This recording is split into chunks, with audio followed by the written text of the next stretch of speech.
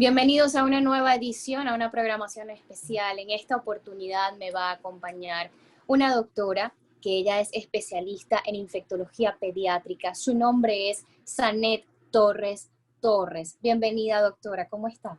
Hola, saludos. Bien, gracias a Dios. ¿Y tú? Muy bien, doctora. En medio de tanto podemos decir que aún nos encontramos bien.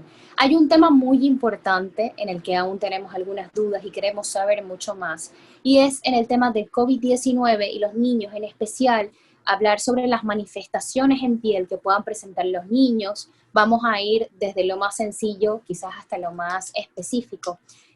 Doctora, ¿cuál es la realidad actualmente que se conoce hasta este momento sobre el COVID-19 y cómo puede presentar sintomatología en niños o en el área pediátrica?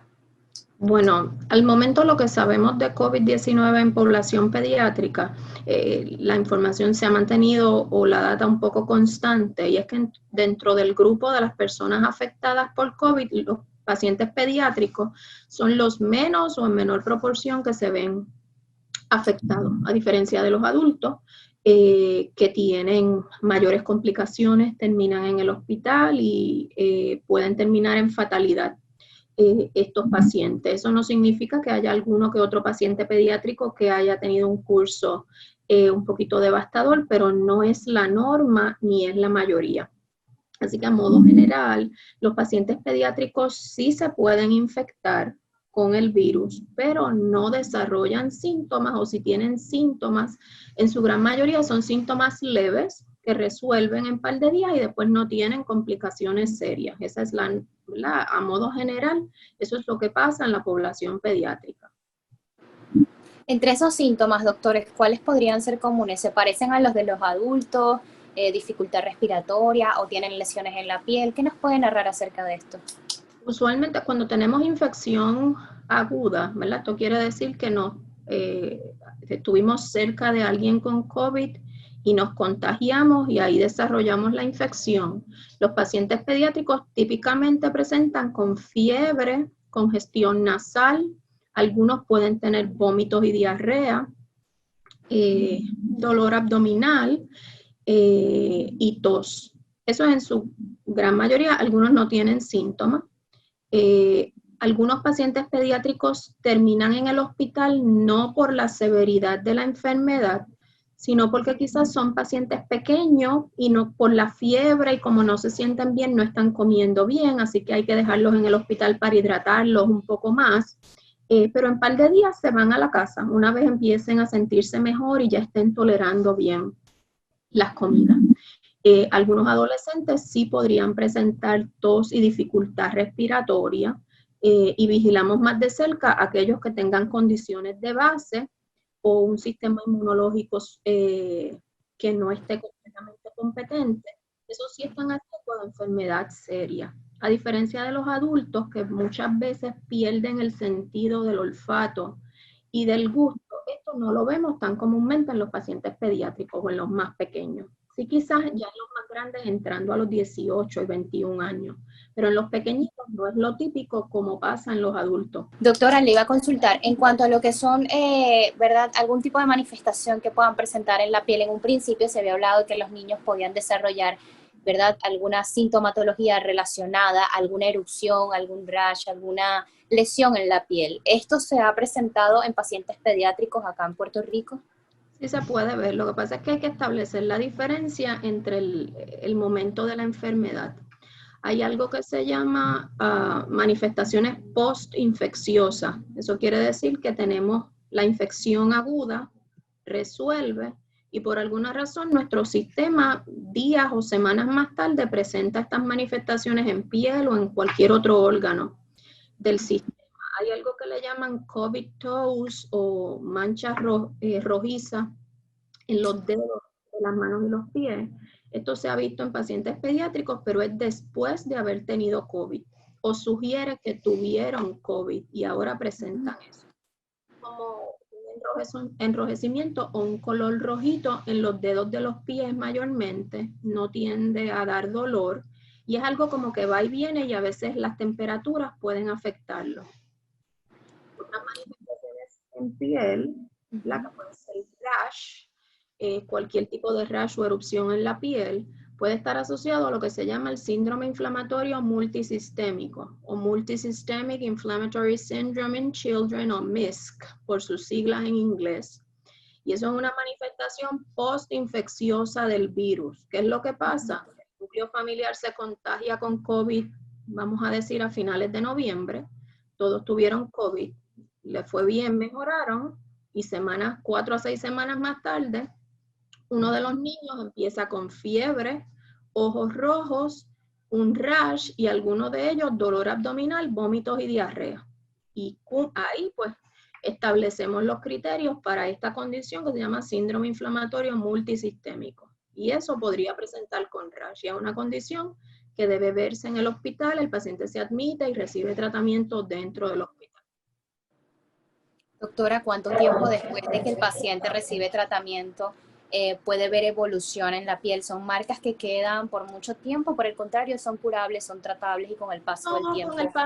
Con el paso del tiempo tienden a desaparecer. Cada paciente es diferente, algunos tardan un poquito más que otros en recuperarse, pero en su gran mayoría son lesiones que desaparecen por completo sin dejar ninguna marca permanente en la piel. Doctora, usted actualmente se encuentra recibiendo y además de eso tratando casos de COVID en pacientes pediátricos de COVID-19. ¿Cuáles han sido esos testimonios o esas expresiones de los lugares donde los niños se han contagiado? Y además de eso, ¿cuál es más o menos la estadística? ¿Cuántos casos ha podido atender hasta este momento?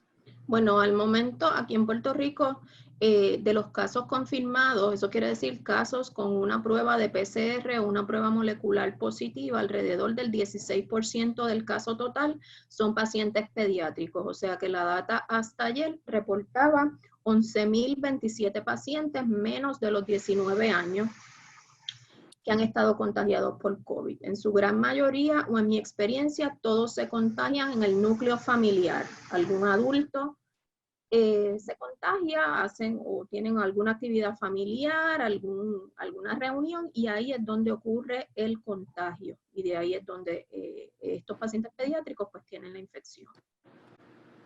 Doctora, ¿se tiene algún caso registrado de reinfección por COVID? Es decir, un paciente que haya pasado por COVID, superó la enfermedad y que se pueda volver a contagiar.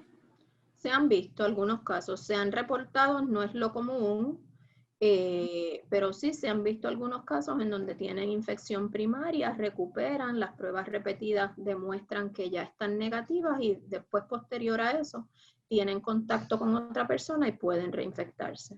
No es común, pero sí se ha documentado.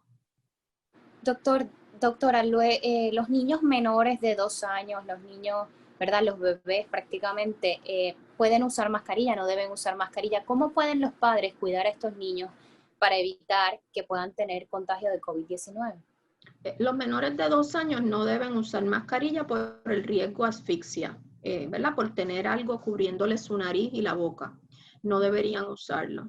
Así que la mejor forma de prevenirlo es tratar de no exponer a esos niños a un ambiente en donde propicie el contagio. Así que esos niños pequeños no deberían estar en sitios aglomerados, no deberían estar en fiestas. Los que están alrededor de ellos, todos deben tener mascarillas si son mayores de 2 años. Y mantener las superficies limpias, mucho lavado de manos. Doctora, la recomendación para los padres que puedan ver algunos de estos síntomas y tengan dudas, ¿cuánto tiempo después, una vez que un menor de edad, un niño, un paciente pediátrico presenta algunos síntomas como tos o deficiencia respiratoria o algún tipo de rash en la piel o los que ya usted previamente hizo la descripción, cuánto tiempo deben esperar o qué deben hacer? ¿Deben acudir inmediatamente al doctor? ¿Deben llamar al pediatra, al infectólogo pediátrico? ¿Qué se hace en estos casos? Bueno, signos de alerta en donde el padre debe llevar a su hijo a la sala de emergencia es que el niño no quiera comer, no esté orinando bien, o sea, esos son signos de deshidratación, vómitos persistentes o que no pueda respirar o le falte el aire, ¿verdad? Esas son cosas para ir a la sala de emergencia o que, por ejemplo, lleve 2 días con fiebre, ya consultó a su médico primario, pero la fiebre no cede, a lo mejor es un momento para considerar evaluación en la sala de emergencia. En estos momentos, ¿verdad? La telemedicina es una alternativa para el papá quizás consultar a su médico primario si el paciente justo comenzó con la fiebre, pero se ve bien o, ¿verdad? Tiene un buen semblante. Ahí pueden comenzar la evaluación. Si no, pues otros pediatras o médicos primarios están trabajando de forma presencial, así que pueden coordinar una cita y llevarlos a su evaluación. COVID no es la única causa de fiebre en la población pediátrica, así que no debemos olvidar que hay otras condiciones que afectan a nuestros niños que podrían darle fiebre, así que por eso también es importante evaluación por su médico primario o por un pediatra para descartar que no sea otra condición y no tenga nada que ver con COVID. Muchísimas gracias, doctora, por atendernos y por aclarar todas estas dudas. ¿Hay algún otro punto importante que los padres deban considerar verdad, además del COVID-19, hay otros virus, como usted bien lo ha dicho, o otras condiciones de salud que lleven a los niños a padecer fiebre? Por ejemplo, la influenza, sabemos que también todavía estamos en época de influenza. ¿Qué otro mensaje importante deben estar pendientes los padres? Bueno, estamos, ¿verdad? Esta es la típica temporada de influenza, así que todos deberían tener su vacuna de influenza de temporada, tanto los pacientes pediátricos como sus padres. La vacuna está indicada a partir de los 6 meses de edad y se debe poner todos los años. Tener el esquema de vacunación al día, así que todo paciente pediátrico debe tener sus vacunas de la niñez al día y no se debe interrumpir el esquema de vacunación. Las clínicas están trabajando, así que es importante que no pierdan sus citas para su clínica, para su administración de vacunas de la niñez. Gracias por atendernos, doctora. Conversamos con la doctora Zanet Torres.